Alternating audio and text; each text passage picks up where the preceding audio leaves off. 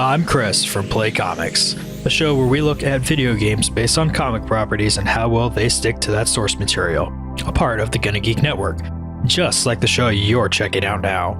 Shows on the network are individually owned, and opinions expressed may not reflect others. Find other astonishingly geeky shows at GonnaGeekNetwork.com. Welcome to episode 184 of Better Podcasting. On this show, we help kick off your show with episode 1 tips. In this week's Better Podcasting download, we discuss how Apple made a very bad day for some podcast services, apps, and directories. And finally, in this week's Better Podback, we highlight your many discussions with us, including another deal watch. Lauren, start the show now. SP likes to wheel and deal with me. Welcome to Better Podcasting, a show where we talk about podcast tips, tools, and best practices to help you succeed with your podcast. What makes us different? Well, just like you, we podcast purely out of the love and fun of it. Podcasting is our hobby, and we recognize that it's yours too. We always encourage your questions and feedback, and you can find all of our contact information at betterpodcasting.com. Here's your host for the show, Stephen Jondrew and Stargate Pioneer.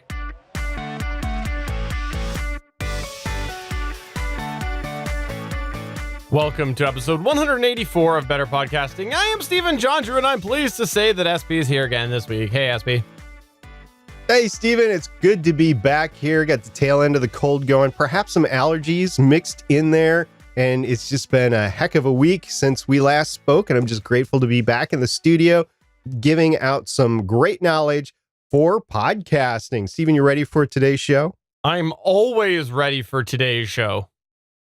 Well, that's good, because we're going to start it off right now. We're going to talk about how I could have saved my podcast story. This is the segment of the show where we talk about things that either of us have had happen to us, or our listeners chime in with their wonderful stories about their how I saved my podcast story. In case we don't have one of those, we go out into the interwebs. We find something that qualifies, and that's what happened this week. We actually have a Reddit post by My Throwaway Silly. And I think My Throwaway Silly is like a throwaway Reddit ID, but I don't know. Anyway, the post title was, "Am I better off starting a new podcast or just reinventing the one I already started?" The post goes as follows, quote, "First off, actually now only I, have 6 episodes up. Throughout the first 6 episodes, I kept telling our audience that I wasn't exactly sure what this podcast was about, that we were still finding our voice. I'm not really worried about reinventing the content, but I do want to remove the first 6 episodes and just start all over fresh. The reason being that the 3 people that were so eagerly excited to build this podcast with me decided to ghost me all day yesterday, which was our recording day. They have also put absolutely no effort in promoting us. And if I'm already doing it all myself, well, might as well make it all about me. What do you guys suggest I do?" Steven, it's all about you on this podcast. So what would you do in this case? All right, here's the bottom line. What I would do with this: 6 episodes in, you've had them ghost you. Unless you've got like tons of listeners, dump it. And I'm gonna say dump it. I know you've got to probably have a domain. You've probably got hosting. You've probably got a whole bunch of things. I would start a new show. Make an announcement on there that you started a new show, and you can find elsewhere, because you want to. If you're thinking about getting rid of all 6 episodes from your feed, anyways, my opinion, just play it safe and get rid of the legal baggage or any other possible baggage that could come by your affiliation with these people. You never know what's going to come up. I would totally start a brand new show and dump the 6 and just go brand new. Again, leave a little breadcrumb in there. Maybe you keep your current feed active for a few months, and you just put "Hey, look, I started a new show by myself. Come find me here," sort of thing. But I would absolutely say dump it now. I had written out a few things, but basically it's what Steven said. So the first thing, of course, is you probably didn't have an agreement ahead of time of what you're doing before the show started, probably because you didn't have a topic. So I would definitely have, if I'm going to podcast with somebody else, I would definitely have an agreement in writing somewhere. It doesn't have to be like a formal legal document, but at least something that's written down that differentiates who's responsible for what, especially if the show gets big, quote unquote. I know there's a lot of comedy podcasts, some audio dramas that might actually get a lot of money in from the hobbyist perspective that start off as hobby shows. So you want to protect yourself ahead of time just to make sure that ownership is actually cemented, and even ownership from the co-host part as well. And in that agreement, I would put expectations on workload and what would get somebody thrown out of the show, basically. I mean, if you don't show up to record, well, that's an issue. And unfortunately, since he just described in the post one instance of being ghosted, I'm not sure that one instance qualifies. I mean, everything could happen with life, right? You could have an emergency, or you could just be hungover. I mean, whatever it is, I would think about actually extending the courtesy another time or two. However, he said that nobody was doing anything to promote it or anything like that. So, yep, have a topic before you start, have an agreement, and work on how many chances that you want to give everybody else. And then, like what Steven said, with only 6 episodes in, you probably don't have a lot of following. So it's no big deal to start a new show, but leave an episode in your old feed saying what has happened and what your new feed is and what your new podcast is, basically. And that removes any legal garbage of any of the other 3 wanting ownership of your new show that you are going to put so hard of work in. I want to go ahead and highlight right now that I do think it's important that you go with your gut on this.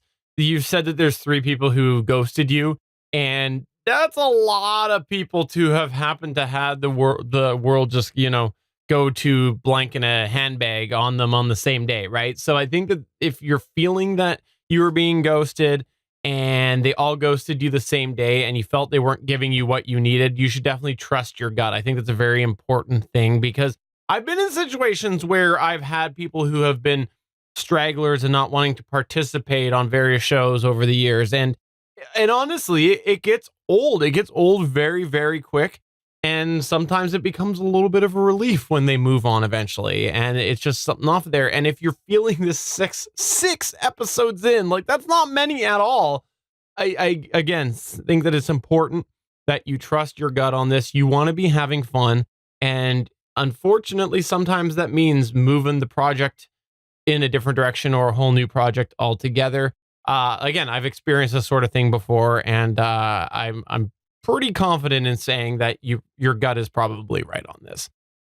Well, little spoilers here. He actually posted in the comments down below on the post and basically said, "Thanks, guys, I got it," because other people said move on too. And he moved on. He started episode 1, and he is ready to roll. And by the way, it's like a poetry in motion podcast. So it's an interesting listen if you're interested into the beat of poetry.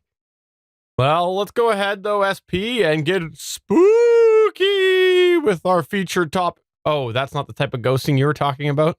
Oh. No. Are you not familiar with the ghosting that the Millies do these days? I thought that we were dressing up as ghosts. I thought this was a Halloween discussion. I'm confused.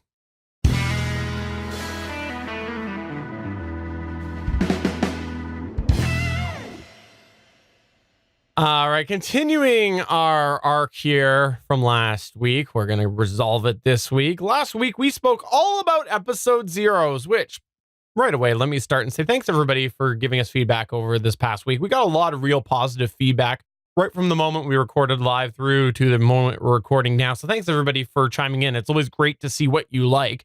And last week during that episode, we discussed a little bit about what episode 0s were, what made them effective, things you might want to include in episode 0s, and things, of course, to exclude. Well, how we're going to continue on this arc today is by talking about the next episode that you might have in your feed after episode 0, which is episode 1. You know, onesies, uno numero, firsties, you know, the leader of the pack, all these other things that SP weirdly put in the document. Well, we're talking about all of these different ways to describe your virgin episode 1. And so we are going to cover things that's going to help you put your best foot forward with your episode 1, things really that balance with that episode 0, and of course, some things you might want to consider if you're going to omit the episode 0 and things that we talked about last week that you might still want to touch on if you're skipping episode 0 and put that into your episode 1. SP, kick us off here. First, it's really important when you're brainstorming your episode 1 that you do just that. You brainstorm what you want in your episode 1, and you should write it out as you're preparing for your show. The reason this is important is because it's really easy to get lost and omit some of the things you'd plan to put in the show if you don't have them right in front of you.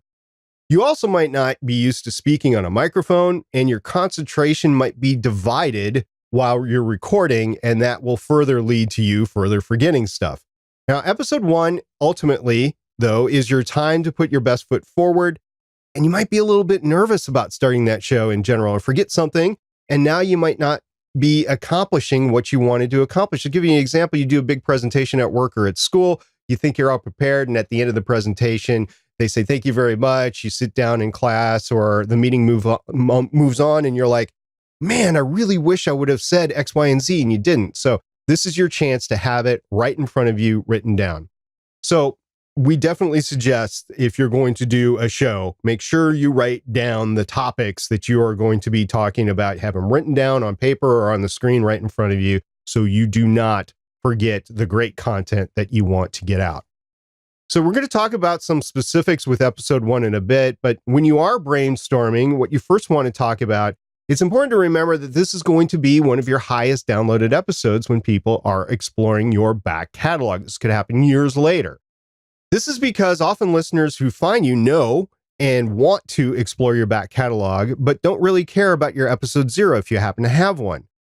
Maybe they already know you and they want to know your show's history. So where do they start? Episode 1, again, not episode 0. And again, maybe you don't have an episode 0.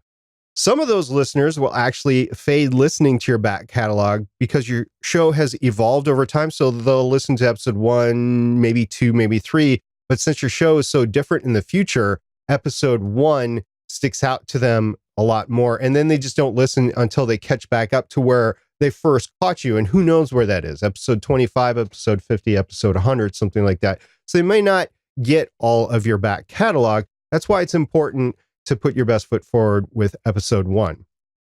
So what exactly do you want to be your first impression of the show? And what are you comfortable with having listened to by many years later? You know, listeners are going to get this episode years later. So you have to be comfortable what you say in episode 1 if you keep it up for people to listen to later, which you should. And your listeners, your future listeners, want to explore your show. But Stephen, there's also other considerations with episode 1. Yes. Think of it from a sort of launching your podcast perspective. Because this is going to be your first episode when you launch your podcast, it's going to be your first impression, really, that you're giving your listeners. Although you might have that episode 0 we talked about last week, it's important to remember that some listeners may skip over that and just go right to episode 1 because they see the number 0 and they go, I don't need to know about that. I know Steven. I want to check out his show for the first time. So I'll listen to episode 1. So because of this, it's okay to have a little bit of overlap with your episode 0. Just remember that you don't want to go too in depth to the things that you talked about in episode 0. For example, if you're going to somehow fit in talking about your history that makes this topic of your show relevant to you, you might go a little further in depth with that on episode 0, but pull back the reins a bit on episode 1. But again, remember, don't bank on episode 0. And especially because this episode 0 could evolve over time, it's kind of good to touch on some of these key points within your episode 1. Essentially give an abbreviated version of some of the things you talked about in episode 0, just because of the fact that some people will skip over that episode 0, or they may end up potentially, you might have that episode 0 change with you with time. Ultimately, episode 1 needs to be more content focused, whereas episode 0 is more of a bit of a chatter about the concept of your show and yourself. In an audio drama, you probably don't even want to introduce yourself in episode 1 because people are going to see that episode 1 and they're going to see that as the first part of your story, so to speak. So with an episode 1 of an audio drama, you're probably not even going to have any of those introductions or formalities and things like that, because you're going to get right to the meat of your content with an audio drama. Listeners are ultimately tuning in to hear that audio drama with episode 1, which is kind of where episode 0 becomes even more important for an audio drama. Speaking of audio dramas, for shows like storytelling podcasts, you probably should consider episode 1 as your first episode of the story. Now, this is because listeners are coming to hear your story of your podcast, not hear you gab about yourself. So concentrate on that story. Now, in either case, you need to specifically plan to have an episode 1 and entice listeners to want to keep going and hear more of your show. Remember, you're fighting to get them to subscribe to your show over all the other shows. And recently I've heard anywhere between 650, 700 new podcasts every day that go into the catalog. That is roughly about 700,000 catalog shows in iTunes or Apple Podcasts, whatever you want to call it. We'll talk more about that later in this show. Because you're demonstrating your show for the first time, you need to have it planned out and you need to have an idea of what your usual format will be so you can actually demonstrate it in the episode 1. Again, you're walking the walk of your show at this point in time. You've started, and what people hear in episode 1, they're going to want to expect in future episodes. So have your bumpers and stingers ready. Have your intros and outros and that professional voice work, or a friend that's doing voice work or whatever. Have that ready, or at least in a format that's similar to what you want in the future. You should also have an idea of how you plan to deliver content within the episode. The idea is that you're preparing enough for your episode 1 that it is a stable and it's a demonstration of the long-term vision of the show. You want to make sure that you've planned your content and prepared to showcase your talents. And it's just very important to put your best foot forward. This is your first impression to your audience. Now, you don't want to come off as incompetent and who's just somebody that's flying by the seat of your pants. We actually suggest having your research complete and ready to reference while you're recording. But you should also make sure to be conversational as well. You don't want to seem too rigid or scripted. I know there's those podcasts out there, but personally, I don't really care for them. And I think the majority of people don't really care for ultimately scripted, but like podcasts that are literally reading a textbook on something. Like I've seen I've heard medical podcasts that are literally reading a medical textbook. And that might be good for some people that are trying to make it through their medical boards, but for most people, it's not going to really work. So make sure you're not too rigid and you're more conversational and it doesn't seem like you're reading off a script. There's definitely a balance between the two. You want to make sure you refer back to the information, but you also want to make sure you're actually conversational.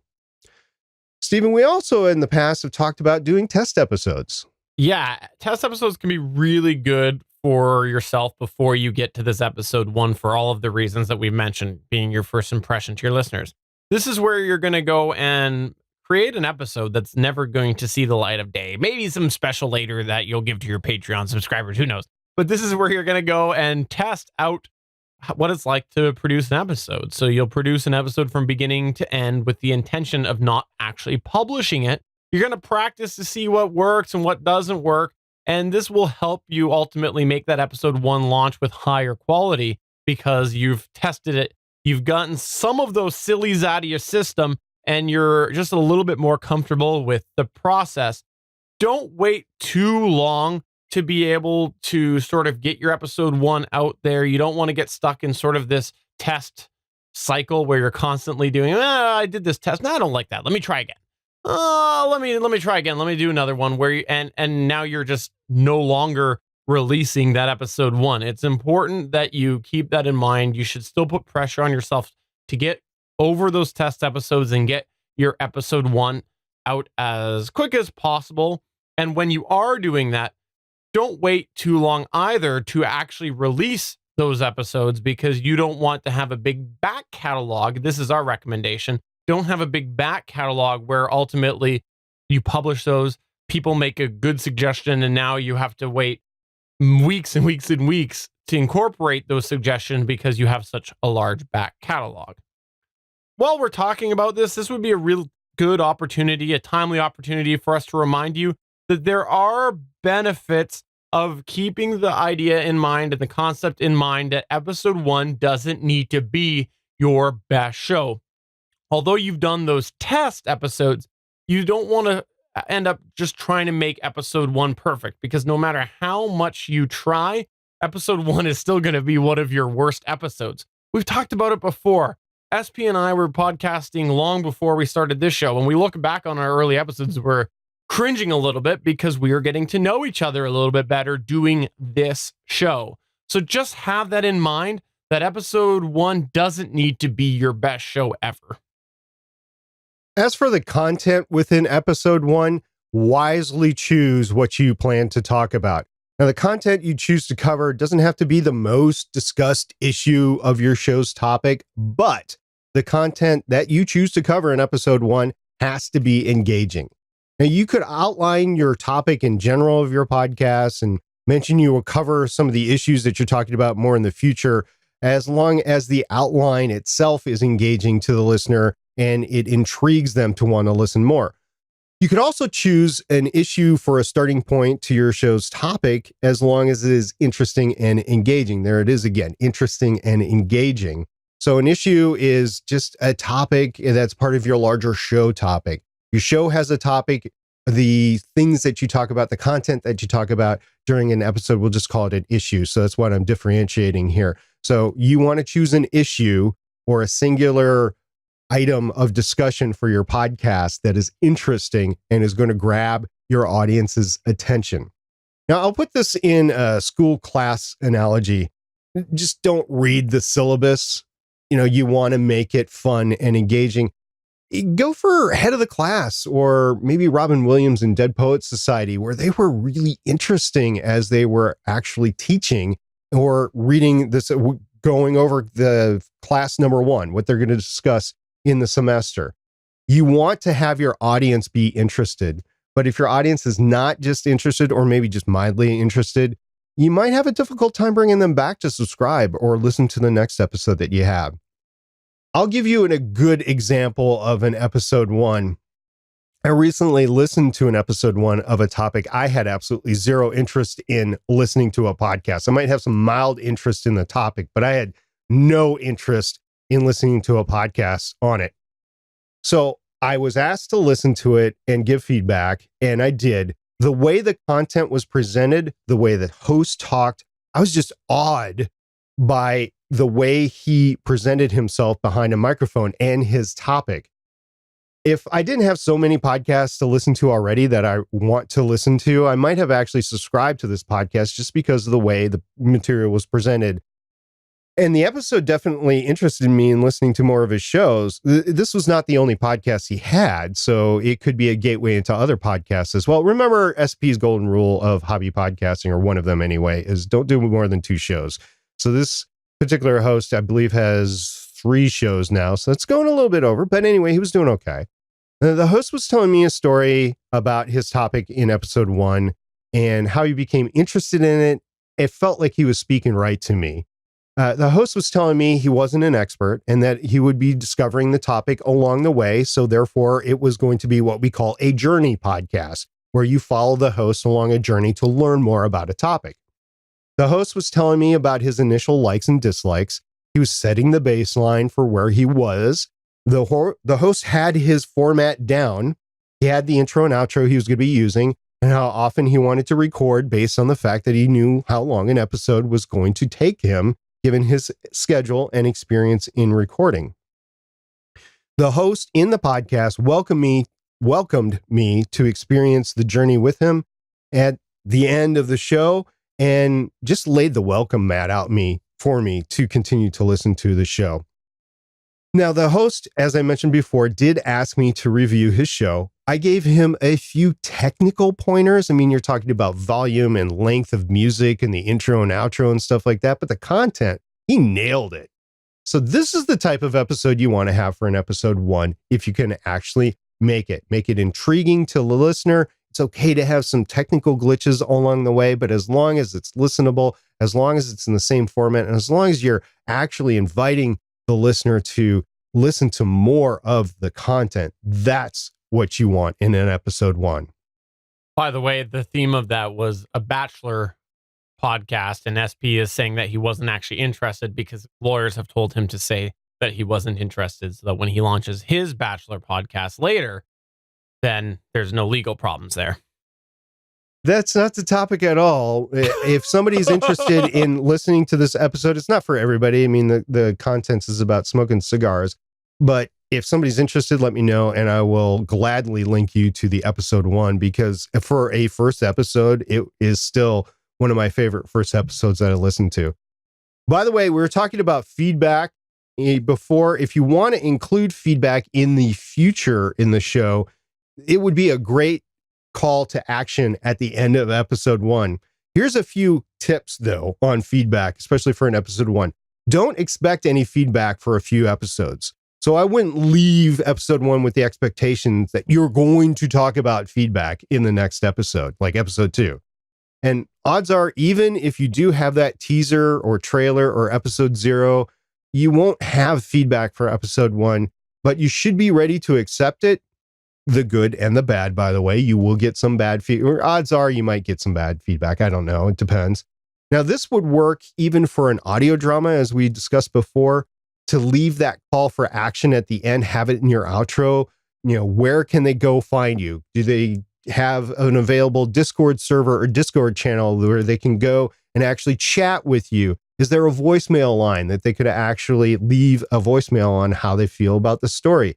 You know, your social media accounts, however many you want. If you want a Twitter account, Facebook account, Instagram account, Snapchat account, you know, whatever you want in terms of social media, I recommend 2 or 3. But make sure that you list those as the end as well, because you're going to have people eventually that are going to want to come back. Think of all the audiobooks that you've listened to. Stephen, you've listened to a few audiobooks in your life, right? Yes, I have. And odds are they were recorded like years before, right? Absolutely. So if you wanted to leave feedback for that audiobook, then it would take years for that feedback to come in. So expect that sort of thing. We still get feedback on our first episodes, largely because we point people to those first episodes because we created those for the initial podcaster, but we still get feedback on those episodes as well. So make sure that call to action is there. Understand that you probably won't get feedback right away, but eventually you'll get it, and just be open to discussing it in the future. So what considerations might you have for your episode 1 if you're not going to put an episode 0 in your feed? Because sometimes you don't do that. Well, number 1, if you're not going to do an episode 0, make sure to take some of the elements that we spoke about in episode 0 and incorporate them in a very condensed manner. You still want to be warming up your crowd like episode 0 kind of does, but you also need to make sure that you're balancing that with an actual demonstration of what your show's going to be like.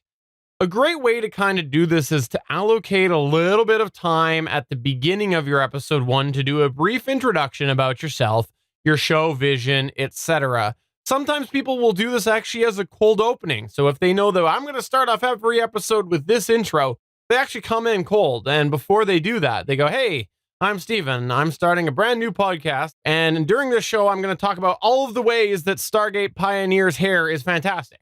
And I kind of talk a little bit about the concept of that show before I end up actually playing that intro. And then after the intro is essentially now the demonstration of what exactly is going to be the ongoing concept of my show. Or you might do it a little different. You might just kind of work that in towards the beginning. Really, the format is up to you, but you still want to go ahead and explain a little bit about what the concept of that show is going to be if you're going to skip that episode 0. It's really important that people know what they're getting into. And if you don't have that episode 0, it's good to work that in early on.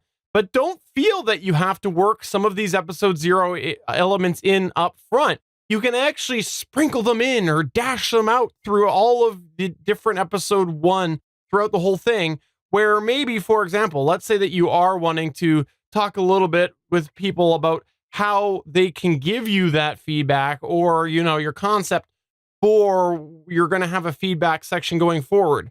You might go and work that in later in the show, and you'd say, "Hey, if you want to talk a little bit about this, please get in touch with me through X, Y, and Z, And in the future, I'm hoping that right here, I'll be able to actually read out some of that feedback once we get the show rolling. So don't always feel you have to explain all of that up front. You can almost walk the listener through the journey for their first time. That's okay too. Just explain each section as you go through.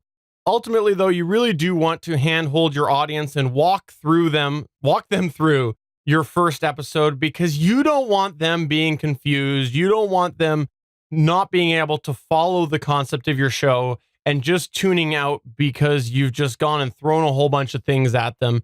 It can be really helpful to walk them through that for episode 1 if you're not going to have that introductory episode 0. One of the concepts that we were thinking about when we were thinking about in terms of episode 1 is something that we've been approached on before, is what if I'm having trouble just recording? What if I don't know what to say? What if I turn on the recorder and nothing comes out of my mouth?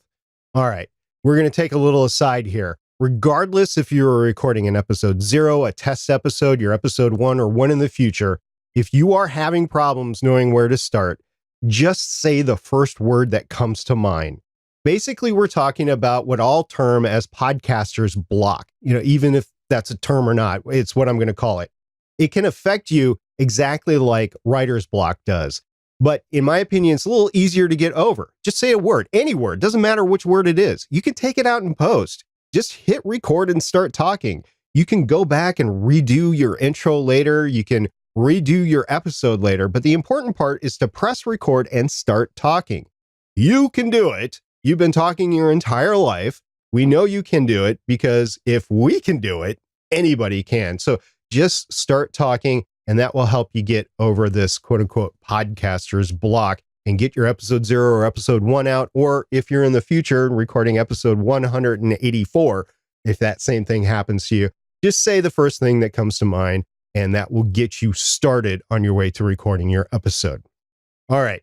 Now back to episode 1. Ultimately, whether you have an episode 0 or not, the key with episode 1 is to make sure that it captures the audience attention, it demonstrates your product, meaning your show, and leaves your listener wanting to hear more.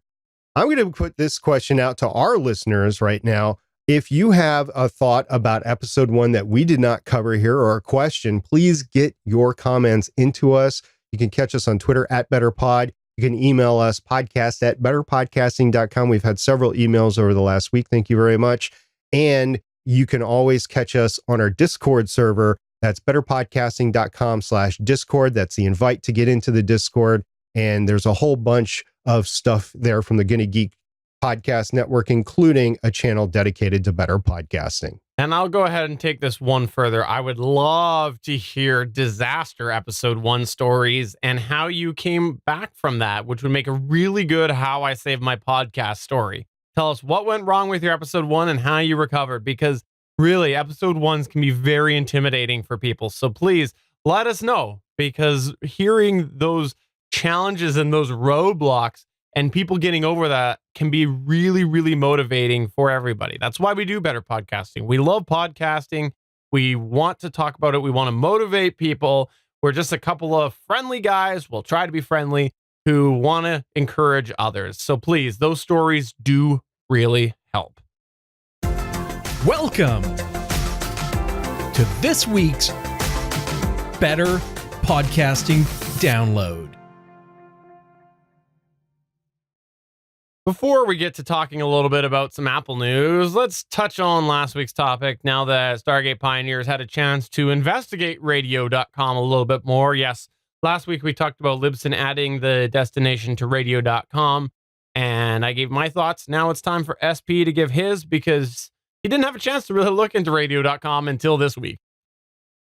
Turns out radio.com is owned by Intercom, which also owns CBS. So it's basically CBS Radio. So if it's CBS Radio, it's probably conjoined at some point in time with CBS All Access.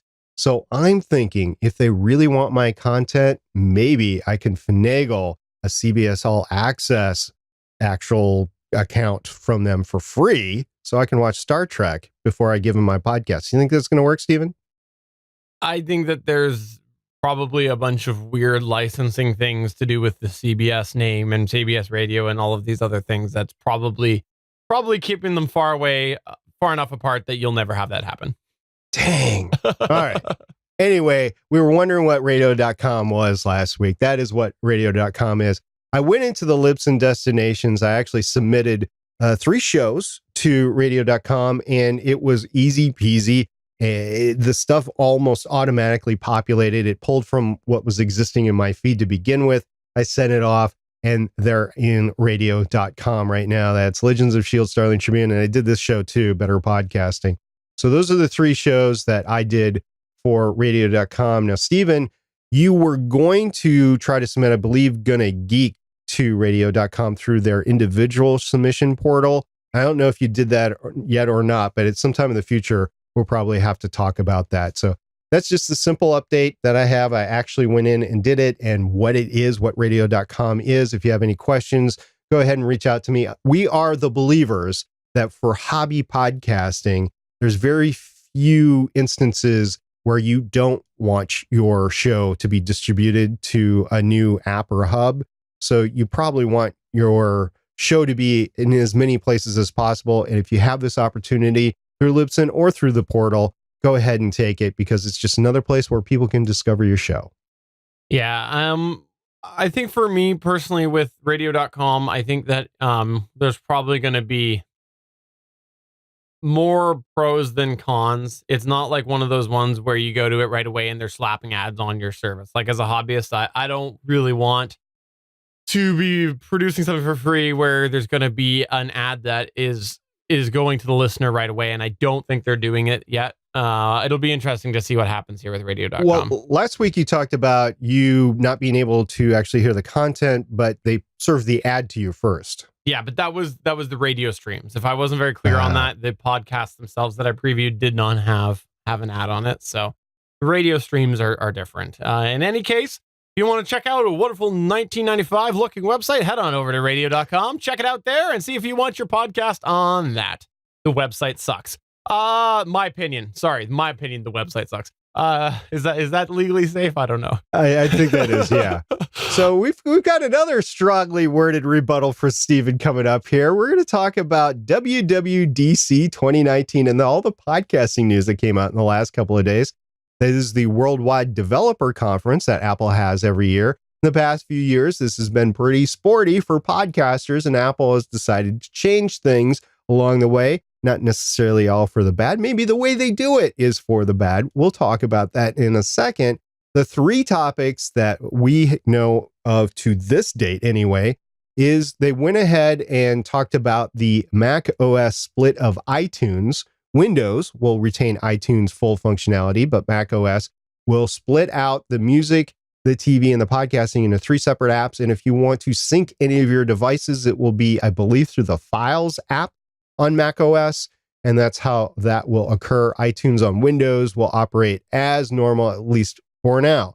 So that's number 1. Number 2, they talked about transcription search, which means that they are going to be, just like Google, transcribing your episodes and using the results from that internally, not to you, but internally, to direct search results for podcasts. So it's important to get those key terms actually put into your podcast verbally. So that's another plug for actually writing out what you want to talk about. Make sure you talk about your key terms, probably in the first 5 minutes of your show, probably a couple of times to get the algorithm's attention.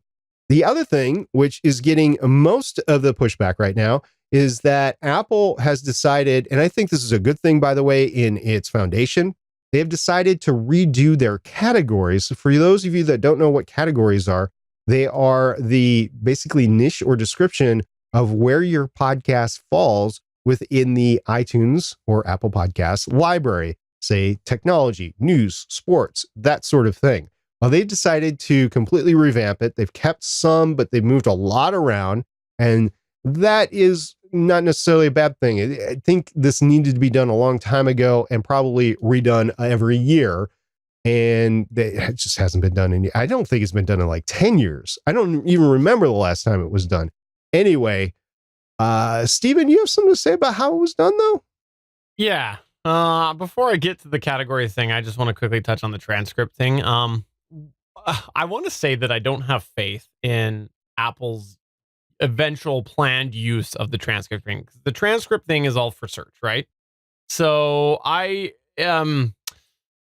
Apple's not been good at utilizing the data to create a search algorithm. Like, they've had a lot of data with podcasts, and we've seen the disaster that they've had executing on that. And for them to go and try to take it another level, it'll be interesting to see how that stacks up against Google. I have more faith in Google because Google is a beast at this sort of data extraction.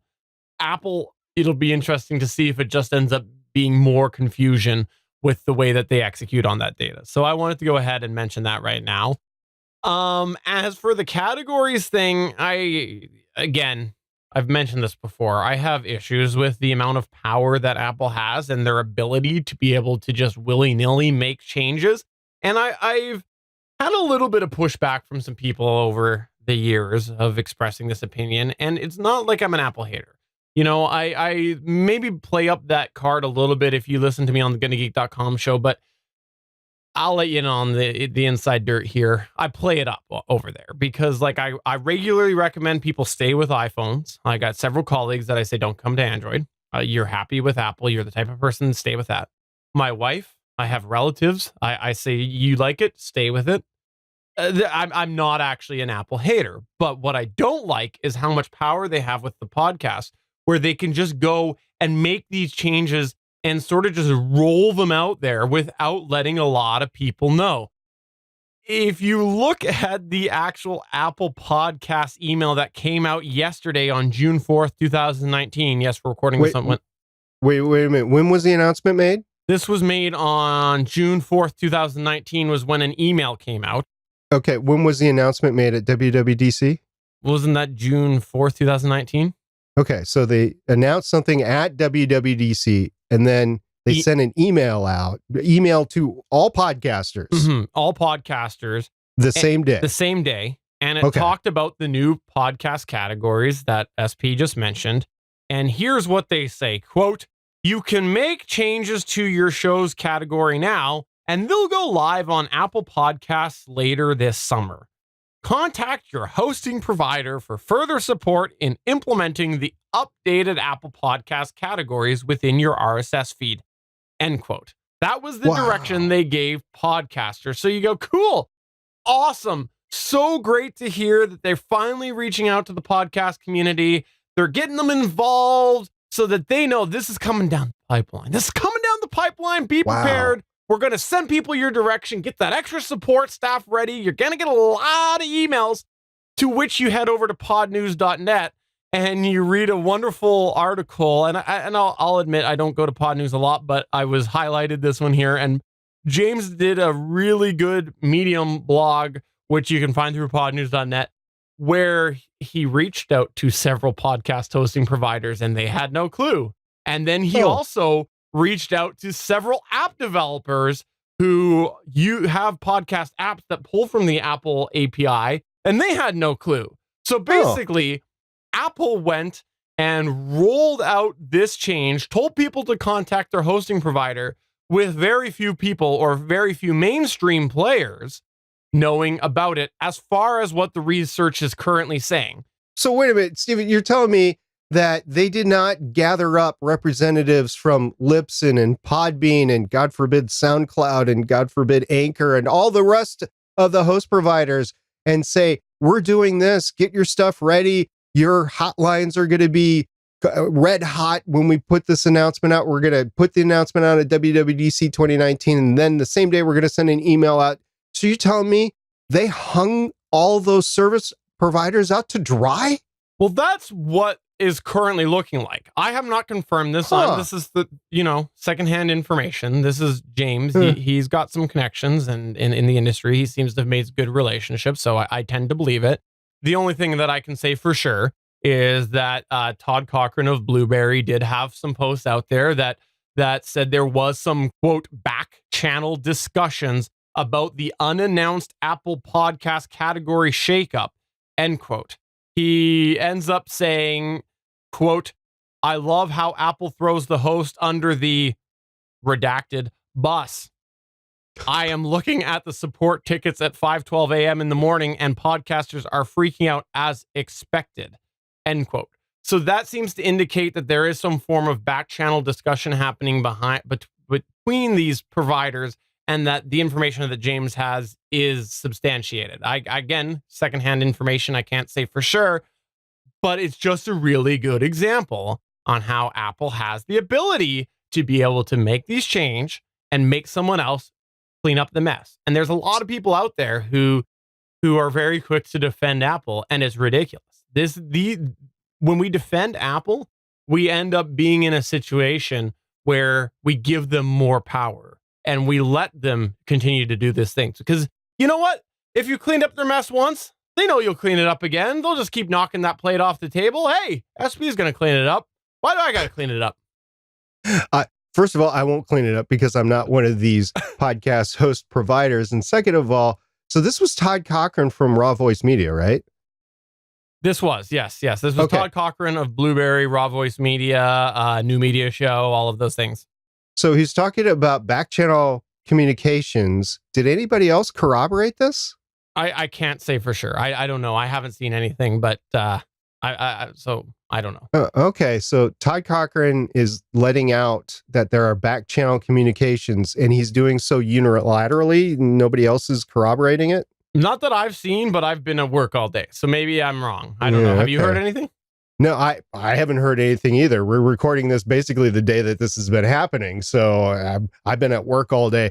So I'm just wondering if Todd has received the approval of the other people in this back channel communication to let such information out unilaterally.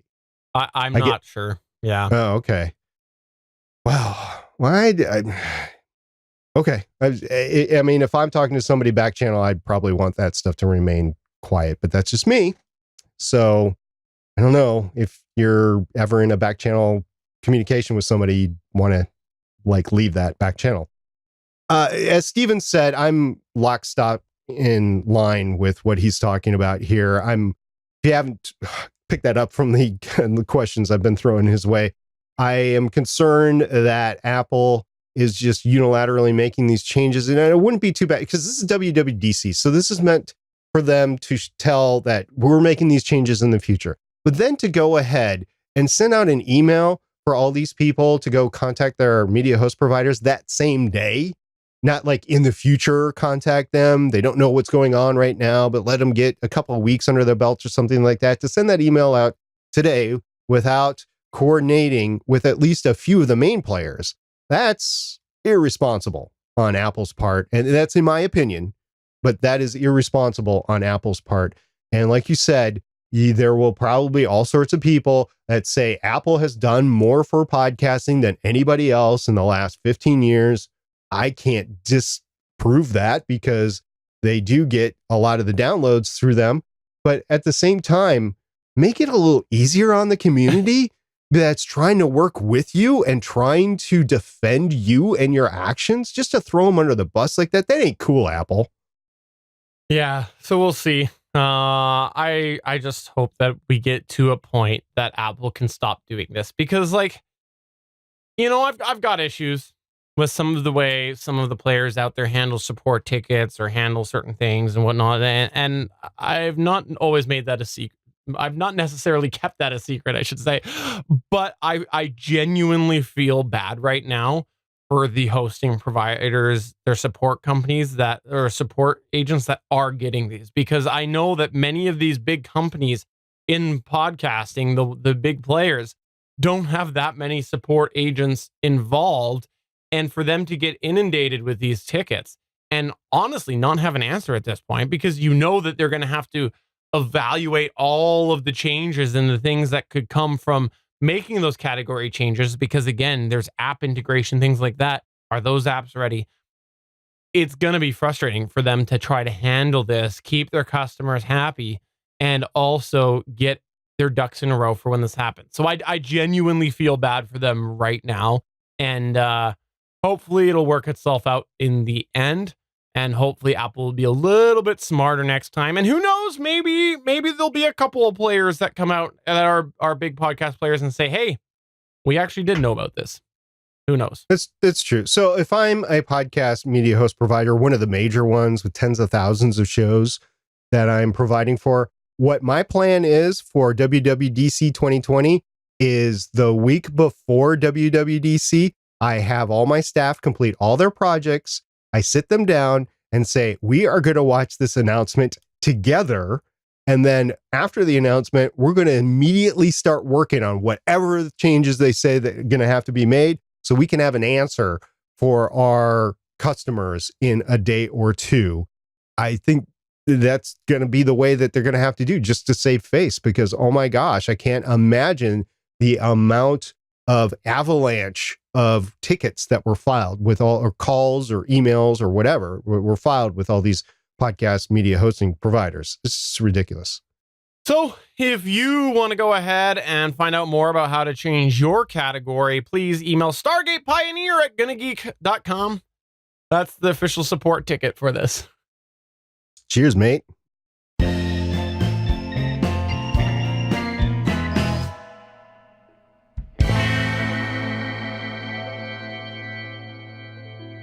All right, SP, I got a really weird thing to kick off our feedback here. And it's something I don't think I've ever done in the 10 years plus of podcasting.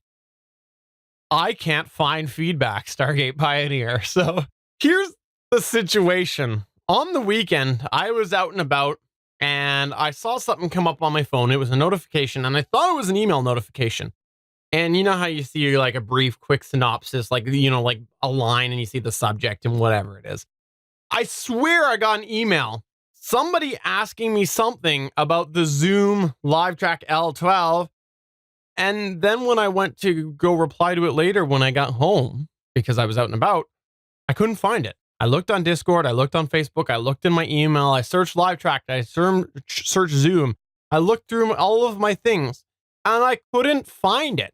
So if you asked me about this, please email me again, or however you contacted me. Hopefully I'll see it this time, but preferably email would be great, because I don't know. I don't see it. I looked through my junk, so I don't know if it was something that I saw right when it came in and then someone pressed that recall button. That can happen on Gmail, from Gmail to Gmail. I really don't know where this went. I can't find it anywhere. And so I wanted to go ahead and put a shout out right here at the top of this. If you did email me or contact me, I'm not ignoring you. I want to respond. And if it was a question about the audio interface and how I do that, I use a Behringer UMC 202 HD going from the master out on one side only, because it is a balanced signal and both sides don't work. So we can get more into that. And if you have more questions about that, please let me know. I hunted everywhere. I looked. I can't find it. Really weird. I don't think the question was about the audio interface, Stephen. I think it was them wanting a picture of you licking your Zoom LiveTrack L12. Fun fact, there's many of those in existence. It's true. We're going to move on with the rest of the feedback. Doorbell Productions on Discord left a note and he said, is it possible to get Gmax to work with Audacity? I find myself needing to use Audacity instead of my usual software. I tried to install it and had trouble getting it to work. I downloaded and installed it into the plugin folder in Audacity. Stephen, we've actually had this happen to us several times. You've personally walked me through how to solve this. And the first thing that I'll say is make sure that you're using the correct bit rate of the Gmax plugin to begin with. There's two available. There's a 32-bit and a 64-bit. And on Windows, it really depends on which version of Audacity that you're running, whether it's 32-bit or 64. So you have to make sure you're running the correct bit rate of the plugin as you load it up. Now, you can load both of them up, and I guarantee you one of them will actually pop up. Another thing that you have to do is you have to refresh the plugins on, I believe, startup with most of the Audacity. So once you've loaded it in there, you actually have to click refresh on startup and then close Audacity and bring it back up. That will bring it back up. So those are the two main things I see there. Did we ever hear if Doorbell Productions got Gmax to work? I don't believe we did hear back, but it's important that you do know 32-bit versus 62-bit.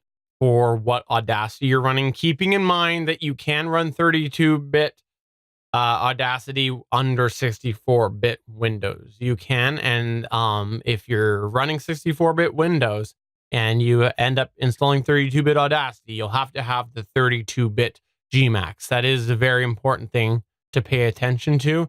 If you're using another piece of software as well, just while we're talking about this, you want to know how it is written, because 32-bit software is very different than 64-bit software. Speaking of software, we had Waffles say, Stephen Jondrew talking about Vegas so much made me just go ahead and get the Humble Bundle before it went away. I don't think it's a bad thing. It's last year's version. I'll say this here. I definitely forgot to mention it last week. Whenever you download any Magix software, don't let it install Magix Connect. Magix Connect is sort of their, I'll call it a bridge of some form in the sort of Magix suite. You don't need it, and it's lots of ads, generally speaking. Generally, they're going to advertise their products, so don't install Magix Connect when it does come to time. I've never had any problems other than the startup ad that comes up if you're using an old version and you enable that within the software, where it'll tell you if there's an upgrade deal. But some people complain about ads on software. It's usually tied to that Magix Connect. Don't install that. And for $25, you got a whole bunch of software that you might want to play with. And if you ever do need a version of Vegas for editing purposes, you're ready to go. It's $25. It was a good deal. It's over now, though. Jim Video also posted in Discord. He said, the episode 0, a challenge for Roman numeral users, was full of great information. Thanks very much, Jim. That was really appreciated. I know both Stephen and I took a look at that and we were like, wow, that's really cool. So thank you very much for stating that, Jim.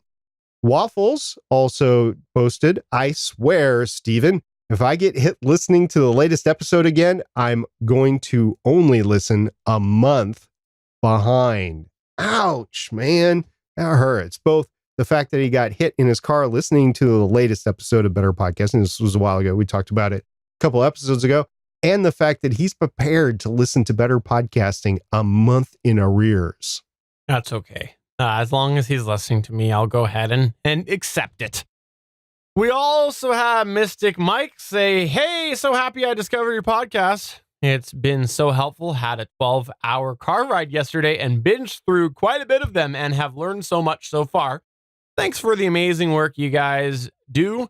Also, glad to hear you were okay from your accident. Waffles was such a funny story and a question to hear. Waffles, see, we really did appreciate you sending that in to us.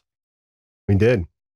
Josh Liston posted, have you ever found yourself trying to save a few bucks in podcasting and as a result made your process more time consuming or more frustrating, or both?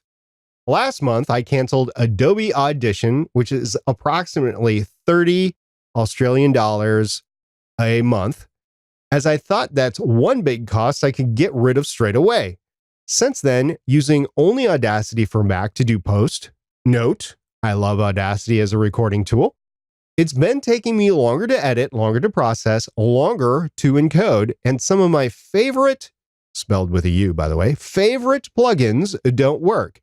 So I'm not sure saving that money each month is worth it. Maybe I should look at selling off all my old and unused gear. That would probably cover the cost of Audition for the next 36 months or so. Stephen, I know you got a lot to say about this one. Yeah, I think that it's a really interesting message to think about, because this is an example where somebody who's an experienced podcaster did try to save some money, because let's be honest, the Adobe subscription model can add up very, very quickly, and was not happy with the decision to cut that out. And we've talked about this before. Whenever you change software, you're going to find it's quite a few steps back. And generally speaking, you'll find that as you get to know that software, you're going to pick up the speed and you're going to recoup that sort of lost time. But sometimes there is situations like this where it does cost you more time. I'll say from a functionality perspective, the difference between Audition and Audacity is night and day. Audacity might as well be child's play compared to Audition, because Audition does do things more I'll call it professionally, but it's just sort of more mainstream. Audacity is very stripped back for a few reasons, probably because it's free. But definitely, I could see that. Anytime that I try to edit anything on Audacity, it does take me a lot longer to do because I have been editing for most of the 10 years I've been podcasting in Audition or something similar like Movie Studio that operates very similar. I've pretty much been down that path. So Audacity to me definitely drags me back. It's one of those things where at work occasionally I have to go ahead and use Audacity to edit, and it takes me forever. So I hear you on this, and you got to find that right balance of cost versus time. And if you're comfortable paying that $30 a month in order to make up that time, and you've tried alternatives and they're not working for you, then it's okay. You know what? Yes, that adds up a lot, but your sanity might be worth it. And, we're obviously geared towards hobby podcasters. So $30 a month can be a lot. So your mileage may vary.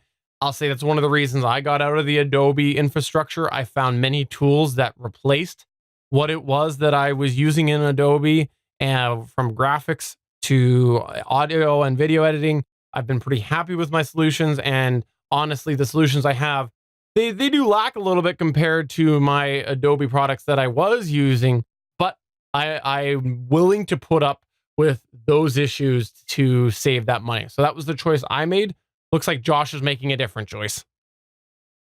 Yeah, and also it speaks a lot to the improvements that you can get working with a more advanced DAW by him who knows how to edit. I mean, he's very well accomplished, and he is having problems keeping the production schedule up using Audacity for audio editing. He does have some other tools available, but Audacity is his chosen tool that he is using for podcast audio editing with voice.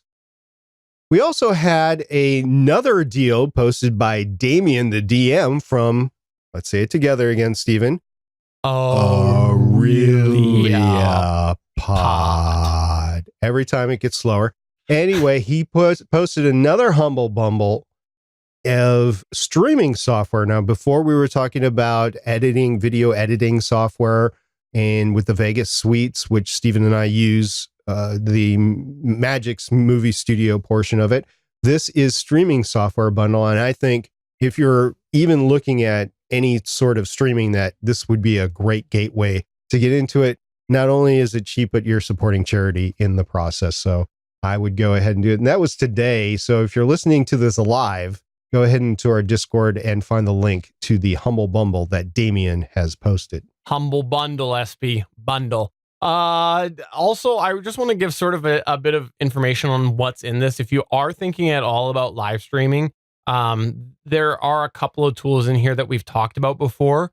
We were long time ago, we talked about Restream. That's something that we've been actually experimenting again with over the last month or so. But Chris Farrell on the network used it years ago, and it has also come back because of some changes they made. Well, Restream has different tiers where you get a little bit more if you pay. They have a free version, but they have a paid version.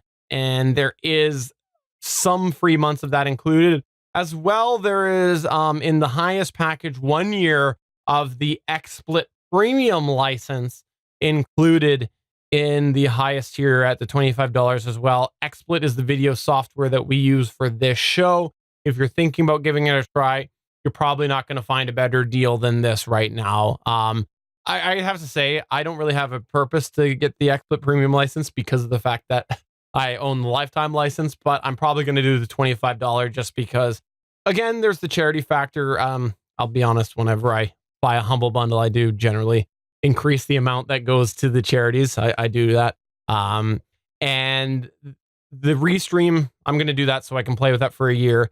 But there's just a couple other tools that I've not really seen before that I want to play around with. And there's this weird like little face rig thing where it makes your webcam look like a cartoon character. And let's be honest, I have 2 young kids. I'm going to get $25 worth of entertainment out of that. Might as well.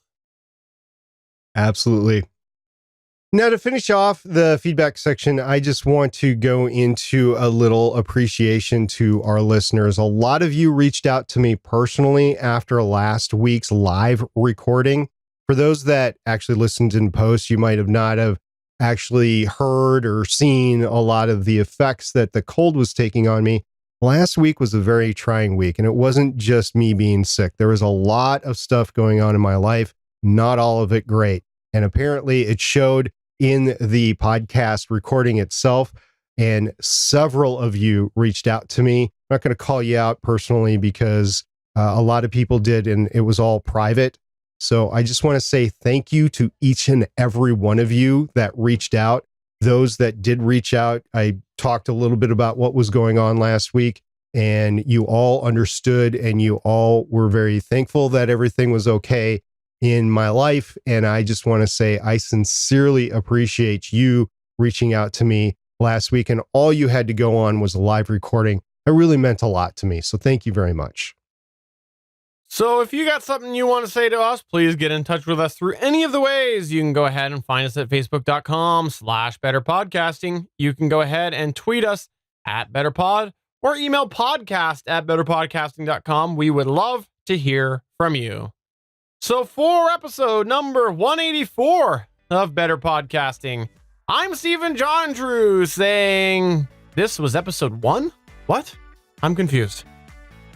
This was episode 184. Stay tuned to next week for episode 185. We'll see you guys next week. Bye. See ya.